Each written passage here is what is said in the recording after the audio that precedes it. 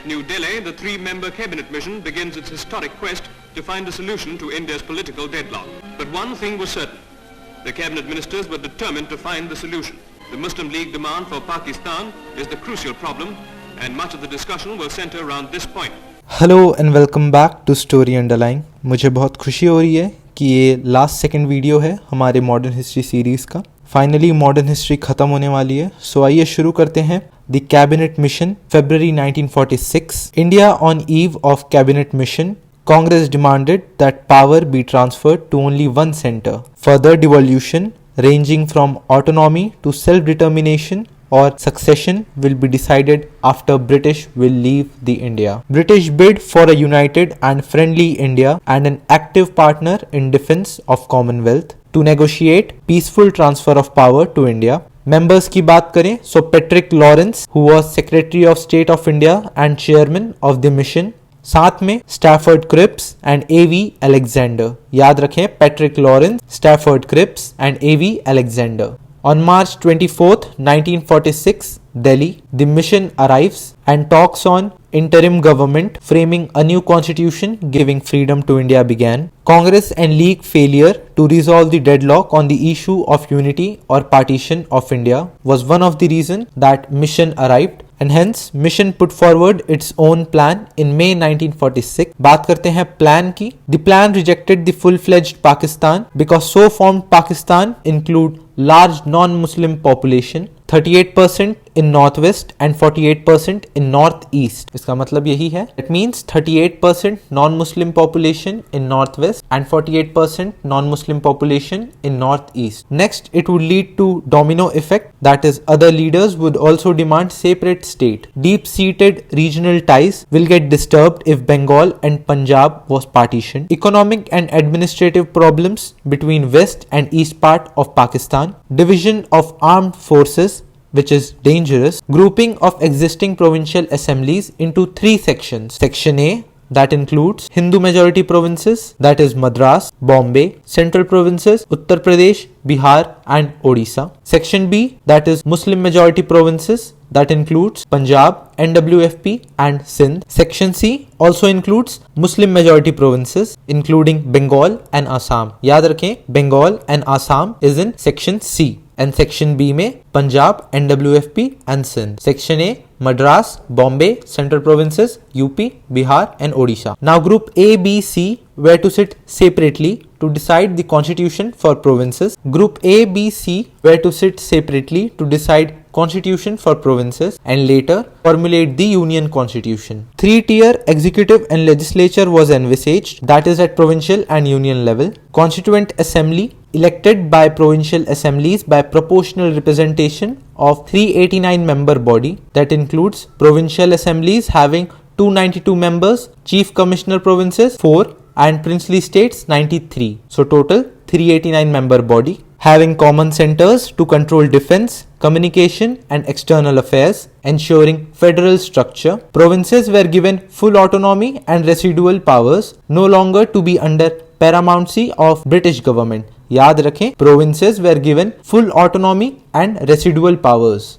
Communal questions by simple majority in central legislature. Interim government will be formed from the constituent assembly.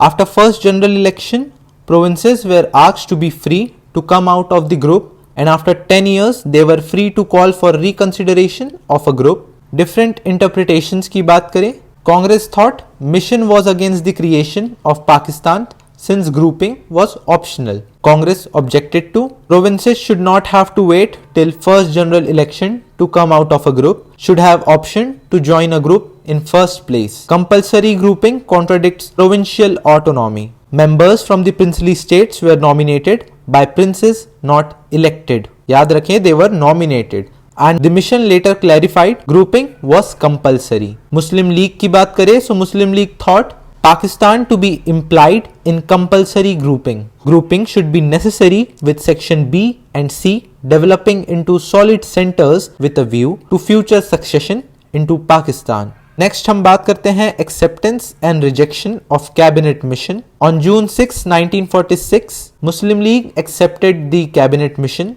and on 24th June 1946, Congress accepted it. Later, on July 1946, elections were held in provincial assemblies for Constituent Assembly. On 10th July 1946, Nehruji stated there is big probability that there would be no grouping, as NWFP and Assam would have objections to joining Section B and C. On 29th July 1946, League withdrew acceptance in response to Nehruji's statement. And on 16th August 1946, I'm sure आपको ये date पता होगी, it is called Direct Action Day to Achieve Pakistan. Communal riots on an unprecedented scale, leaving thousands dead. Worst hit areas includes Calcutta, Bombay, Noakhali, Bihar and Garmukteshwar, that is UP.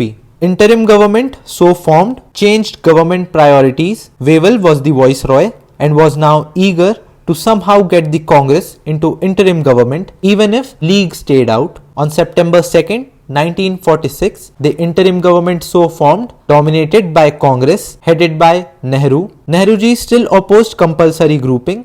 And also, it should be noted that Wavell overruled the ministers on the issue of release of INA prisoners. On 26th October 1946, Wavell quietly brought Muslim League into interim government. League was allowed to join without giving up direct action, despite its rejection of cabinet mission and despite insistence on compulsory grouping. 14 ministers of interim government so formed from 2nd September 1946 to 15th August 1947, including J.L. Nehru as Vice President of Executive Council, External Affairs and Commonwealth Relation, C. Rajagopalachari, Education, Rajendra Prasad, Agriculture and Food, Liaquat Ali Khan, who was from Muslim League, was given Finance Ministry. So let's move forward. बात करते हैं obstructionist approach and ulterior motives of the League. On December 9, 1946, Assembly held its first meeting, which League did not attend it. Muslim League, that is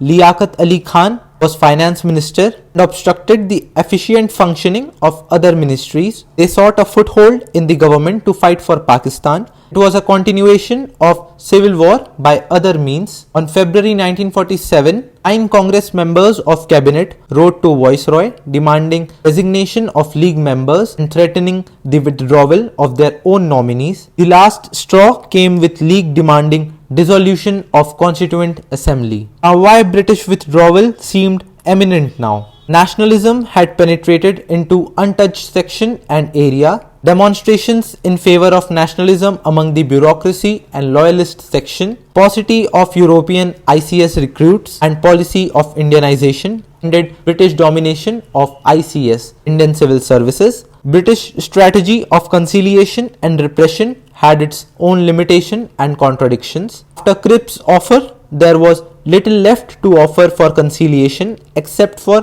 full freedom. British realized the armed forces may not be seen as reliable.